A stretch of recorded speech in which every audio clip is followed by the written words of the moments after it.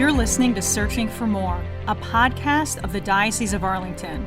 Today we sit down with Steven Carattini, President and CEO of Catholic Charities of the Diocese of Arlington, and Hekmatullah Latifi, Senior Employment Specialist and Cultural Liaison for Catholic Charities, as they talk about the incredible work Catholic Charities is doing to help resettle Afghans locally.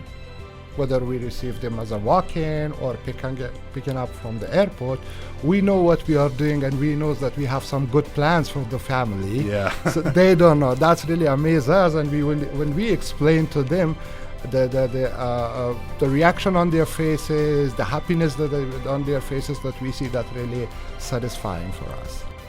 Hear Heckmatullah talk about his personal experience as an SIV and how that inspired him to serve newcomers. Today's host is Billy Atwell, Chief Communications Officer at the Catholic Diocese of Arlington. Steven and Hekmatullah, thank you so much for joining me on the podcast. Oh, you're welcome, Billy. Thank you. Thank you. Thanks for having me. No, not a problem. So we have been watching on the news, like everybody else, the devastating crisis that's going on in Afghanistan, as thousands of Americans and SIV holders, and we'll get into what that is in a second, and other Afghan citizens fleeing the country for safety as the withdrawal of the American troops took place. And this has devolved into really a humanitarian crisis that has even impacted us here in the Diocese of Arlington and created opportunity for us to extend God's mercy and peace from here. Steven, I'll start with you if you don't mind. Kind of give us the bird's eye view of what does the influx look like of SIVs? Also, what is an SIV, just for those who aren't aware, and what should we maybe expect in the days ahead? Sure. Thank you, Billy. So it is estimated that between July 1st and August 30th, the United States government and others were able to evacuate over 120,000 Afghan nationals from Afghanistan.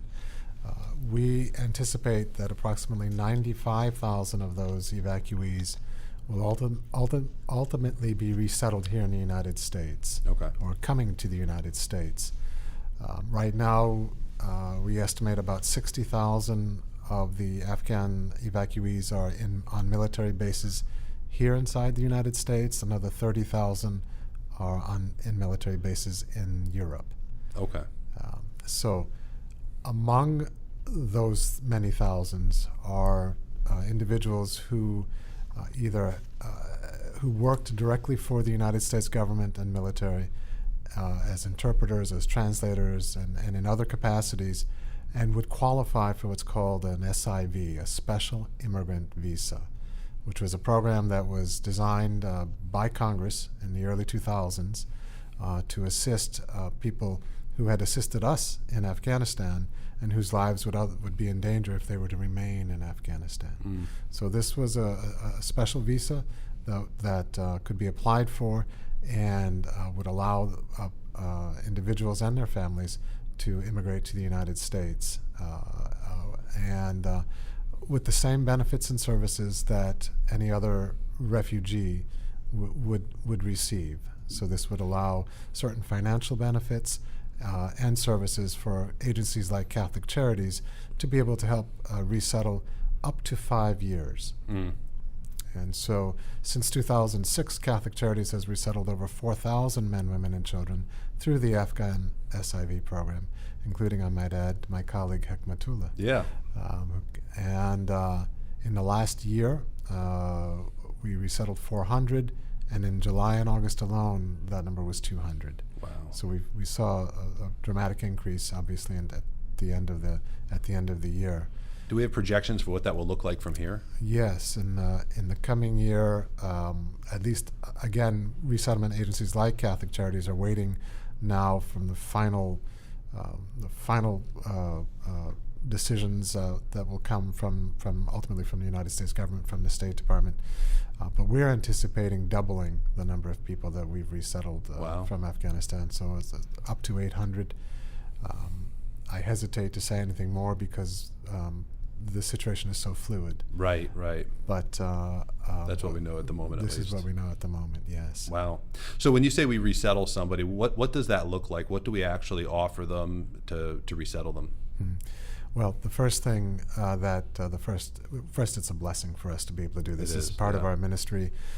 We serve the poor. We protect the vulnerable, and we welcome the newcomer. Right. And we literally welcome the newcomer. In many cases, we're able to go to the airport and meet them as they arrive to what will be their new home. So we're one of the first faces that people will see. One of our case managers will be at the airport, and typically they speak the language of. They will speak the language, in this case, either Dari or Pashto, and able to welcome them, literally, to Northern Virginia, to our diocese. Within the first 90 days, the expectation is that we will help them find permanent housing. We will begin their journey towards employment. If there are children involved, we want to enroll them in school. We want to make sure that they're connected into the medical community to be able to address any issues that they might have, or that they, so that they have those connections. It's awfully complicated, as you can imagine. Oh, yeah. Something as for you and I we take for granted a Social Security number. Yeah. That whole application process has to take place.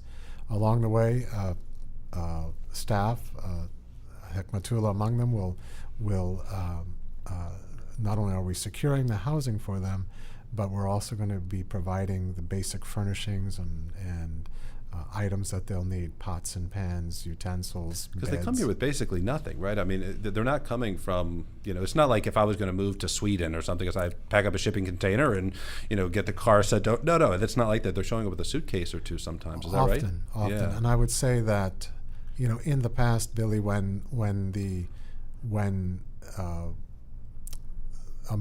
U.S. troops were still in Afghanistan, people would be able to obtain the special immigrant visa, and then they would have up to 6 months to come to the United States, so that there was some time there to be able to plan and make a move.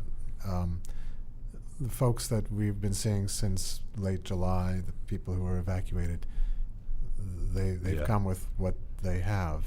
And oftentimes that was misplaced. Even if they had suitcases at the airport in Kabul, those suitcases didn't make it here. So yes, we are now in a position of, and thank God we have the ability to be able to provide clothing and food for these people. Yeah, I remember seeing some of the things in storage over at the Migration Refugee Services, and I saw crib sheets, and I thought to myself, with little ones, especially at the time, I thought to myself, that's something I take for granted. I've never had to think about where am I going to get crib sheets. You just order them on Amazon and you have them. But to think I wouldn't know where to put my kid to sleep, like such a basic thing. Like where would I put my kid? But being able to provide that is such a blessing for us. Well, we are seeing too, and I think it's important for people to know that it's not just an individual who's coming. It's not just an individual interpreter or person. It's their family, and oftentimes we are working with families of 5 and 6 and 7 and 8. Yeah. So a beautiful blessing. Lots of kids, but lots creates of its own challenges. Yeah. And I know you and your staff have been working around the clock to cover every logistic possible. I'm sure because you've only been in this position for how long now? 9 months. Yeah. So it's been a fast-paced 9 months for you. Arrived in the middle of a pandemic, and but God is good. He is. I had the opportunity to be in Canada in 2015 when the Canadian government allowed 30,000 Syrian refugees into the country very generously. The agency that I was working for at the time was asked to resettle over 500 in a 3-month period of time. So I was being prepared in ways that I didn't know yet for what would be happening here in the Diocese of Arlington. Yeah, very providential. It is. Hekmatullah, I want to welcome you into the conversation. First, thank you for being here and being willing to offer your story. You've got a very compelling story. You came to the United States in 2016, right? Is that right? Yes. As an SIV? Thank you. Talk a little bit about the work you did in Afghanistan that obviously put you in the position to become an SIV and how you earned that status. Well, I've been worked with the U.S. government or on behalf of the U.S. government in Afghanistan for almost 12 years, since 2003 up to 2015.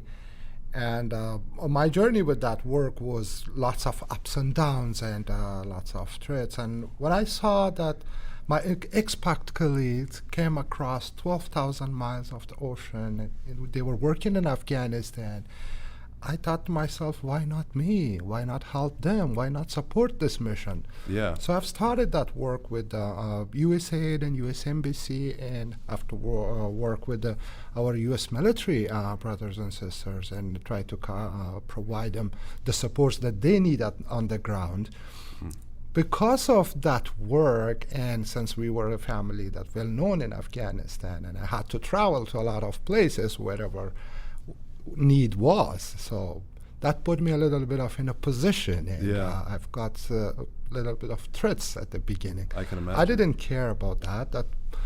I thought to myself, I'm going to work and I will stay beside my country and my people, but eventually that threat went up to my family and my kids, and that was the time that I thought, okay, it's time to leave now. Yeah. Just not for the sake of myself, for my family, for my wife, for my kids. How I become the SIV applicant or qualified for this visa, those who worked for the U.S. Embassy or the U.S. Projects in Afghanistan as a contractor or on behalf of them working in Afghanistan, they were given a chance of, I would say it's an appreciation and life-saving opportunity for those who worked there. Yeah. If you worked there for 2 years for those projects, you would have been qualified for the SIV Special Immigrant Visa. That's how I got my visa too. I came to the United States in 2016. What was the biggest adjustment for you? I can imagine, had you had said you had done some traveling, but I have to imagine the United States was a bit of a shock, when you first got here. What was the greatest adjustment? Well, let me tell you, as a refugee, when you leave your country, your home behind, and the only hope that you have is God. You don't have any hope. You are on a journey that you don't know where you're going, where you would be ended up. But luckily, when I arrived, as Stephen said, I have been met by a person from a Catholic charity at the Dallas airport. And that was the moment me and my wife, we just look at each other, hey, we never met this person. I just was expecting that we would be helped, but no, we have been helped at the airport. I still remember my case manager's number and name. Wow. She was nice. She even didn't allow us to touch our luggages. She put all the luggages at the car. She brought us to our new home. I was thinking of booking a hotel room, but no, I have had a home here when I arrived in the United States. I had food in my fridge. I had a bed for my kids and for myself or for my wife. And I was so grateful, and I'm still grateful for that. Well, now you're able to provide that yourself, right? Working with Catholic Charities, what an interesting journey you've had. So you actually participate in that work of welcoming these newcomers. Talk about what that work is like and what you do specifically. How did I get in this work, this line of service that I would say? The service that I have received, I decided to myself, if I get a chance to be hired by Catholic Charity, I will work in that field. Because the way I was treated, the way I was received, and I was trying to plan, and I decided to work with those families the way I have been treated by Catholic Charity, I would help the newcomers, and it's luckily I got the chance, and it's been 2 years I'm working in different capacities, an employment specialist, working with the case management, interpreting for 3-4 languages that are spoken in Afghanistan, and helping our clients with employment services. I'm really feeling awesome about it. That's amazing. What is that interaction like when you meet somebody who was in that position that you were in before? You were grateful that these folks were there to help you, and now you're that person. You're that name that they remember and the number that they remember.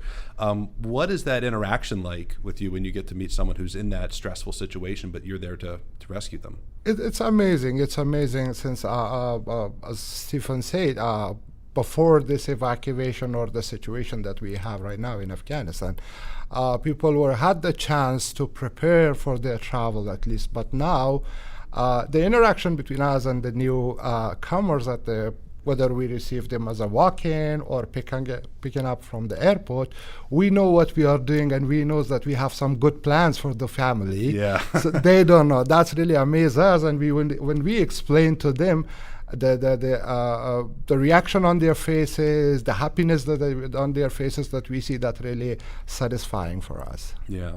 Now, this work has got to have been very unique for you lately, because you've done this at a time of personal distress. You have family members and friends still in Afghanistan, while everything is going on. How has it been for you in continuing the work while also having the stress of personal connections back in Afghanistan? To be honest, it's hard. It's hard, but I would tell you the situation has made me more strong and encouraged me, and strength.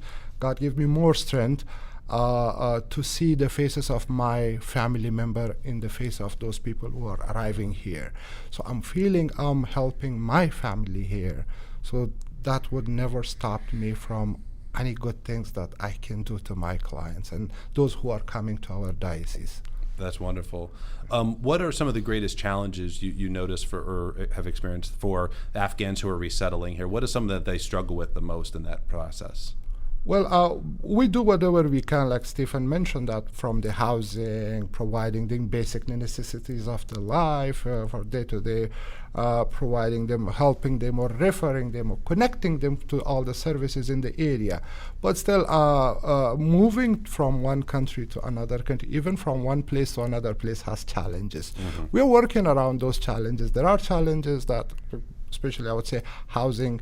The cost of living in this area is a little bit high, and we are trying to work around that to make sure until they get job and being self-sufficient, so they can be able to take care of themselves. We are working with them to help and be self-sufficient. Yeah, Steven, you're seeing this from a bird's eye view, because you're looking at all the assets and resources we have to offer, and also the greatest challenges across the board. Is housing the greatest challenge you're seeing as of late?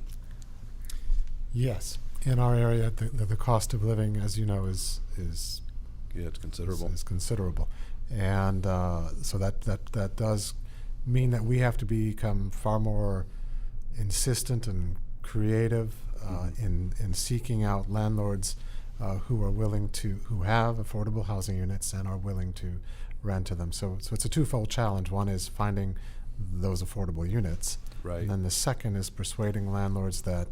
And what I always tell them is, this is the best bet you'll ever make. Yeah. These are not people that are going to skip out on their lease. These are they're highly motivated. What I say, this is the American story being recreated every day. Mm-hmm. These are folks who bring with them their determination, their resilience, their desire to take care of their families. Yeah. And the window, and I want to be clear that while there are benefits and services, the window is very narrow. Within 90 days, they're expected to be self-sufficient in their own homes and working. And so imagine you or I, Billy, being dropped in the middle of China and said, okay, in 90 days, you have to be self-sufficient. And I think to see this happen is incredible. Yeah. Now that 90 days, is that a set by the State Department? Is that kind of their expectation for the visa? Right, for the initial, what's called the initial resettlement and placement. Gotcha. Now there are additional services that we can provide, but and even some financial assistance, but that is limited and diminishes over time. Yeah. The expectation is that people really are self-sufficient to the extent that any of us are self-sufficient, but right. But we have a phenomenal, Heckmatullah is one of a number of case managers, and we have over close to 40 staff at Catholic Charities that work together, employment specialists, case managers, case aides, workforce education and workforce development, our legal immigration team. We have attorneys and that are working with all of our immigrant populations to help them be successful here in this country. Hekmatullah, is that a challenge, that 90-day window? Are the SIVs aware of that when they come, that they've got kind of 90 days to be set up and self-sufficient, or is that something they find out more when they get here? Well, I would say it is a challenge, but we work with them to a different perspective, to make that challenge go away, We resettle, our case managers, they resettle a new family or newcomers in a housing and providing them some cash assistance, providing assistance with their rent for the first 90 days. In the meantime, we have programs that, like Versa program, they help our clients to enroll their kids in school. So he doesn't worry about his kids, how he gonna be enrolling his kids at school. That's why, like I said, I'm happy we have a plan for them. They don't know, Right. Yeah, so we have a health staff that helping our clients how to navigate health system in the United States, how to use their medical insurance, how to make a doctor's appointment, where to go do their health screening. We set up their appointments. Beside that, the other most beneficial program is the employment program, which is our ultimate goal. If we saying being self-sufficient by 90 days, there has to be someone to prepare their resume, connect them with employers, train them how to fill up the job applications. So that way we see the program.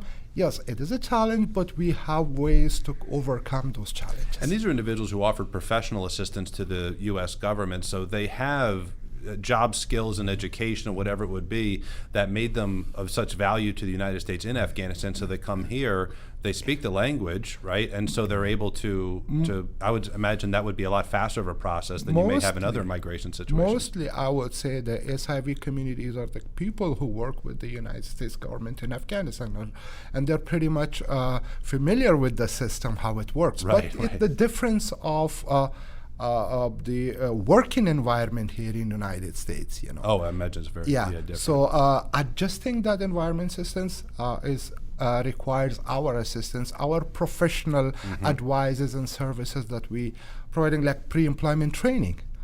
We teach them how to fill out the application, because in Afghanistan you were just sending your resume with the cover letter to an HR person, and they will decide, but here you have to fill up an application. You have to provide the necessary information. You have to talk about your experience. You have to offer, like, in the past 5 years, what you have done, the interview skills, it's much more important thing. A lot of people are educated, they have a skill set, they have experience, but one interview skill is saving a job for them. So we help them with being trained to do professional job interviews. So that's our ultimate goal. When we say self-sufficient, we make them ready for the job market so they can make enough money to be self-sufficient and support their families by themselves. But it's okay. And Steven, what I'm hearing, it's a reminder of what we've seen in other areas of Catholic Charities, is that there's a package deal here. If an expectant mother goes to the Mother of Mercy clinic, she maybe has other needs going on. If she's there, it's not likely that everything else in life is perfect except the need for medical care. She maybe need food assistance or helping finding a job, whatever it might be. We're able to offer that to people. I think that's something that's very unique to us, is that we're not specialized in just one area, and that's what we can help. We can help you get food. That's it, or only job.